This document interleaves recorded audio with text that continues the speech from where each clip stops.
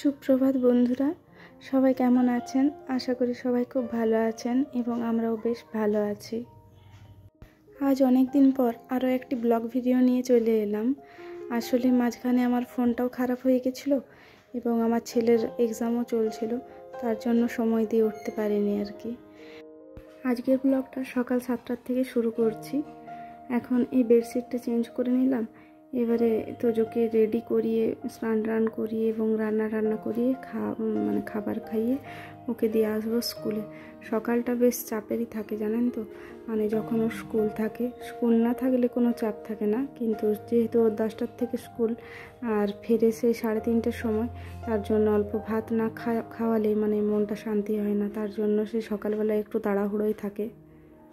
10টার সময় school time হলে বেশ অসুবিধাই হয়, একা ঘরে বেশ অসুবিধাই হয়, যেহেতু সকালবেলায় এত সংসারের কাজ, তার উপর রান্নাবান্না করতে হয়। আর 10টার সময় স্কুল হলে না, ছেলেকে আর সকালে পড়ানোই হয় না। ওইদিকে রান্নাবান্না করবো না, ছেলেকে এদিকে পড়তে বসাবো। আর ছোটো বাচ্চা, ওর কাছে না বসে থাকলে ও কিন্তু একদমই পড়ে না। তার জন্য সকালবেলায় ওকে অর্ধেক দিন আমি পড়াতেই পারি না। তাই ওকে এখন আমি হারমোনিয়ামটা বের করে দিলাম যে তুমি একটু গানটা প্র্যাকটিস করো, আর আমি এখন চললাম রান্নাটা সারতে। আর ওইদিকে যাওয়ার আগে এদিকে ওর খেলনাগুলো এত অগোছালো হয়ে চারিদিকে পড়েছিল, তাই ভাবলাম খেলনাগুলো একটু গুছিয়ে নিই। খেলনাগুলো কেনার সময় ওই 2-3 দিন ভালো থাকে, তারপরে 3 দিন পরে ওই ছাদে নইলে বিছানার নিচে চতুর্দিকে ছড়িয়ে ছিটিয়ে ভেঙে একদম নষ্ট করে দেয়। এই ছেলেটা খেলনা টেলনা একদম ভালো করে যত্ন করে রাখতে পারে না। অনেক বাচ্চা আছে নিজের পছন্দের জিনিসগুলো যত্ন করে রাখতে পারে, আমার ছেলেটি আবার তার উল্টোটি।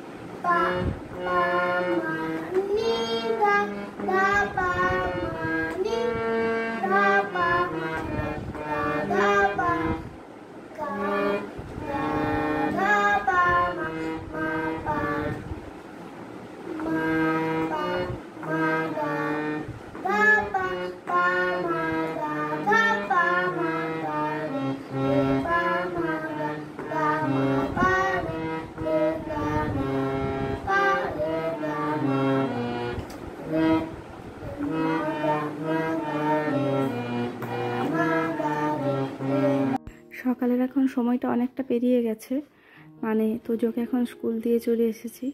আর এখন বাজে ওই দুপুর 2টোর মতো। আর এখন চলে এসেছি একটু ছাদে। গাছগুলো দেখুন কত কুড়ি হয়েছে। আসলে অনেক দিন গাছগুলো এখন পরিষ্কার করা হয়নি, তাই ভাবলাম গাছগুলো আজকে একটু পরিষ্কার করে দিই। আর এক গাছ করে কুড়ি হয়েছে, তার উপরে বৃষ্টিতে পাতাগুলো একদম সবুজ হয়ে গেছে।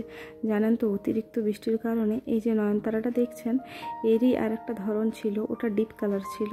ওই গাছটা না খুব প্রিয় ছিল আমার, কিন্তু গাছটা মারা গেছে। এত বৃষ্টির কারণে ওকে আর বাঁচাতে পারিনি। আমি 3-4 দিন থাকিনি বাড়িতে, এসে পরে দেখছি গাছটা একদম মারা গেছে, অতিরিক্ত জলের কারণে।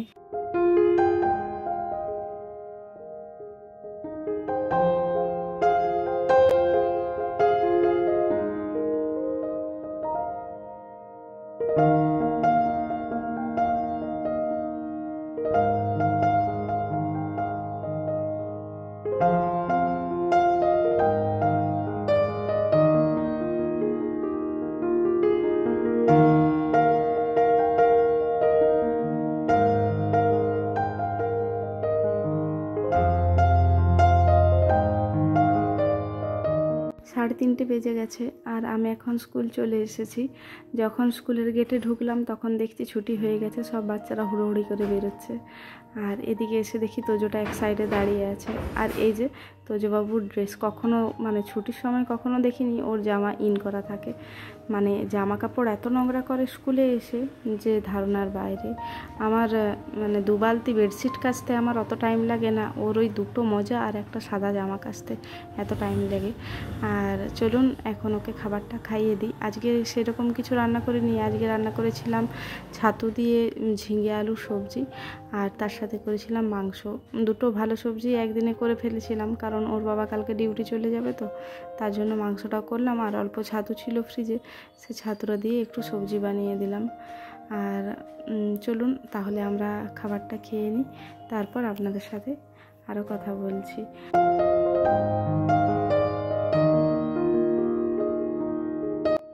এখন বিকেল হয়ে গেছে আর আমরা বেরিয়ে পড়েছি একটু বাজারের উদ্দেশ্যে। আর যে বাড়ির থেকে বের হলাম 5 মিনিটের মতো এসেছি, হুড়হুড়িয়ে বৃষ্টি নামিয়ে দিল। এতটা জোরে বৃষ্টি পড়ছে যে আমরা ছাতা টাতাও আনিনি আর রেনকোটও আনিনি, যেহেতু ভাবলাম যে বৃষ্টি তো পড়েনি, ক্লিয়ার আছে মেঘ একদম, তার জন্য ছাতা রেনকোট কিছুই আনা হয়নি। দেখুন বাইরে কত বৃষ্টি পড়ছে, মানে খুব জোরেই বৃষ্টি পড়ছে। বাইরে বেরিয়ে দেখলাম যে বাইরে বড় বড় করে পোস্টার দিয়ে দেওয়া হয়েছে দেওয়ালে যে এখানে সার্কাস বসেছে। তাই ওর বাবা বলল, বেটু তো কখনো সার্কাস দেখেনি, আগে ওখানেই চলো, যদি এই সময় কোনো শো চলছে তাহলে ওকে একটু সার্কাস দেখিয়ে আনি। আর এদিকে তোজবাবু দেখুন মানে গাড়ির উপরে পা তুলে গেম খেলছে, যদিও বারণ করছি কথা শুনছে না, যে ওখানে ইঞ্জিন থাকে ওখানে পা তুলো না, পুজো হয়, কিন্তু কথা শোনে না। আর বাইরে মুষলধারে বৃষ্টি পড়ছে, কি জানি আজকে কিভাবে সার্কাস হবে, তো গিয়ে পরে দেখা যাক হয় কি না।